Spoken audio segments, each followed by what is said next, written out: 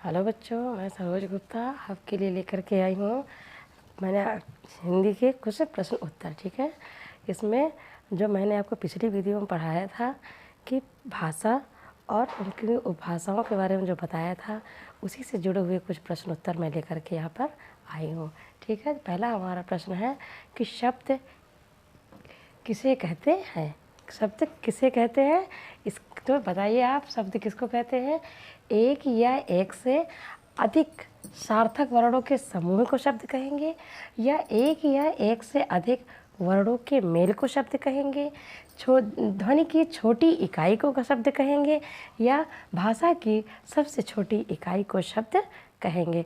तो यहाँ पर हमारा जो सही आंसर निकल के आता है वो है ये कि एक या एक से अधिक सार्थक वर्ण समूह को हम शब्द कहते हैं। जैसे मान लो हमने यहाँ पर एक छोटा सा शब्द बनाया कि इसको हमने लिखा कमल, ठीक। ये सभी जानते हैं कि ये कमल हम फूल है और ये एक सार्थक वर्ण है, सार्थक वर्णों का समूह। लेकिन कैसे, देखिए, यदि का धन आ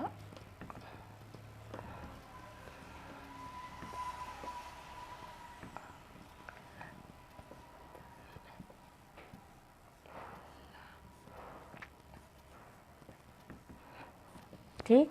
जैसे यहाँ पर देखा आपने कि ये कमल शब्द लिखने के लिए हमने जिन वर्णों का प्रयोग किया है वो ये शब्द हमारे बनते। यदि इनमें हमने जो है, जैसे मान लीजिए हम ये डंडा हटा कर इसको बड़ा कर देंगे तो हमारा सही शब्द नहीं बनेगा।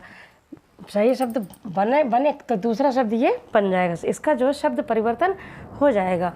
और यदि यहाँ से हमने डंडा हटा करके कहीं और लगा दिया, जैसे मान लीजिए कामे लगा दिया मान लो हमने, तो हमारा ये पर क्या हो जाएगा, ये सही वर्ड नहीं बनेगा, यानी कि निरर्थक वर्ड एक जुड़ जाएगा।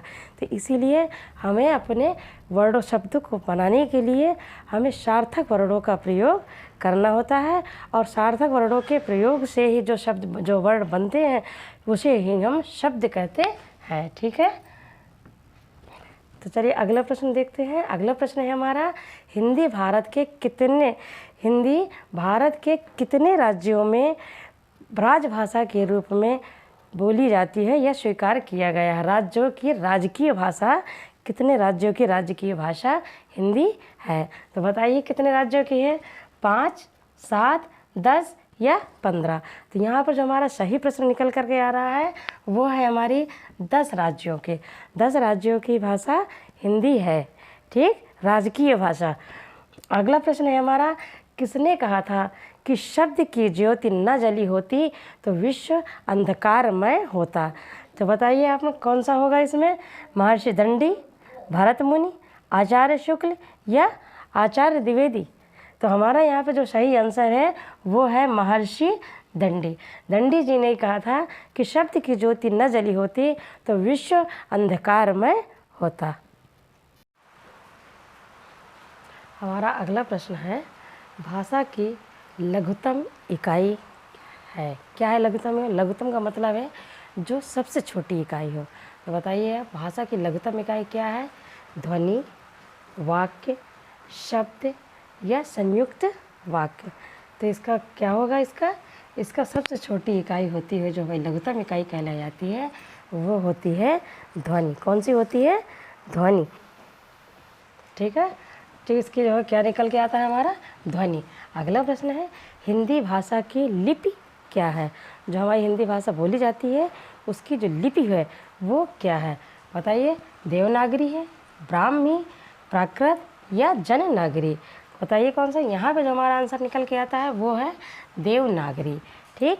कौन सी है ये हिंदी भाषा, वही किस लिपि में है, वो देवनागरी लिपि में है। कौन सी, खड़ी बोली वाली, ठीक है। अब भाई अगला प्रश्न है, भाषा का निर्माण होता है किससे होता है, अमूर्त ध्वनियों से, मूक ध्वनियों से। मूक यानी कि जो इशारों से जो बोली जाती है, संकेतों से बोली जाती है उन्हें हम मूक संकेतों से बोलते हैं, या व्यक्त ध्वनियों से या आँखों से, ठीक, आँखों से जो इशारे करके बताए जाते हैं उससे हमारी भाषा का निर्माण होता है। किससे होता है, तो यहाँ जो हमारा आंसर निकल के आता है वो है व्यक्त ध्वनियों से। उनसे हमारी भाषा तैयार होती है, निर्माण होता है, जिन्हें हम अपने भावों को प्रकट करने के लिए बोलते हैं, व्यक्त करते हैं, उन्हीं को हम क्या कहते हैं, भाषा कहते हैं, और उन्हीं से हमारी भाषा का निर्माण होता है। हाँ, तो हमारे अगला प्रश्न है, हिंदी की कितनी मुख्य बोलियाँ हैं? कितनी मुख्य बोलियाँ हैं? 18, 4, 20 या 15? मैंने आपको उपभाषा वाले वीडियो में बता चुके हैं कि हमारी कितनी 5 उपभाषाओं के अंतर्गत कितनी बोलियां आती हैं। तो इसका सही आंसर है हमारा जो आ रहा है वो है 18। ठीक है, ये 5 उपभाषाओं के अंतर्गत आती हैं। अगले प्रश्न है हमारा कि हिंदी अपनी किस बोली का मानक रूप है? इसका भी मैंने करवा दिया कि मानक रूप किसको कहते हैं। तो बताइए किसका है मानक रूप? अवधी का, राजस्थानी का, खड़ी बोली का या ब्रजभाषा का? तो हमारा जो यहाँ पर उत्तर आ रहा है वो है ये कि ये खड़ी बोली, आज जो हिंदी बोली जाती है उसका मानक रूप क्या है? खड़ी बोली है। ठीक है, अगला प्रश्न है हमारा, इन निम्न में से कौन पूर्वी हिंदी की बोली नहीं है? कौन सा प्रश्न है कि निम्न में से कौन पूर्वी हिंदी की बोली नहीं है? इनमें से एक पूर्वी हिंदी की बोली नहीं है और जो ये 3 दी गई हैं वो हमारी पूर्वी हिंदी यानी पूर्व में उनकी बोली जाने वाली बोली है। तो कौन सा आ रहा है? ब्रज, बघेली, छत्तीसगढ़ी या अवधी? तो ये जो यहाँ पर जो आंसर आ रहा है वो है ब्रज भाषा, क्योंकि ब्रज भाषा हमारी पूर्वी हिंदी ना होकर के बोली ना होकर के ये ब्रज भाषा पश्चिमी बोली है। ठीक है, जो पश्चिम भारत के पश्चिम क्षेत्र में बोली जाती है वो है ब्रज भाषा।